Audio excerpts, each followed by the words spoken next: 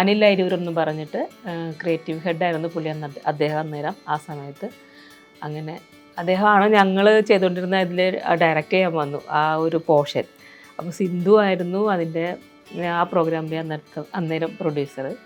അപ്പോൾ അവർ രണ്ടുപേരും കൂടെ ആലോചിച്ചിട്ട് അതിൽ നിന്ന് എന്നെ തിരഞ്ഞെടുത്തു. കുറച്ച് പേരുണ്ടായിരുന്നു. അങ്ങനെ അങ്ങനെ നറുക്ക് വീണത് എനിക്ക് വീണതായി. അപ്പോൾ അമ്മയുടെ റോളാണെന്നുള്ളത് മുന്നേ അറിയായിരുന്നു? വിളിച്ചപ്പോൾ തന്നെ പറഞ്ഞിരുന്നു. ഇപ്പൊ ജീവിതത്തിലെ ശരിക്കുള്ള റിയൽ ലൈഫിലെ അമ്മയായിട്ട് അഭിനയിക്കാനാണോ ഏറ്റവും കൂടുതൽ ബുദ്ധിമുട്ട്, ഉപ്പുമുളകിൽ അഭിനയിക്കാനാണോ? റിയൽ ലൈഫിൽ നമ്മൾ അഭിനയിക്കല്ലോ, ജീവിക്കാൻ. പിന്നെ നമ്മൾ അഭിനയിക്കാണെന്നുള്ള തോന്നലില്ലാണ്ട് ചെയ്യാമെന്നാണ് കുറച്ചും കൂടെ നല്ലത്. നമ്മളിപ്പോൾ ക്യാരക്ടർ ചെയ്യുമ്പോൾ നമ്മൾ അഭിനയിക്കുകയാണെന്നുള്ള മനസ്സിൽ തോന്നിപ്പോയാൽ ചിലപ്പോൾ അത് അഭിനയമായി മാറും.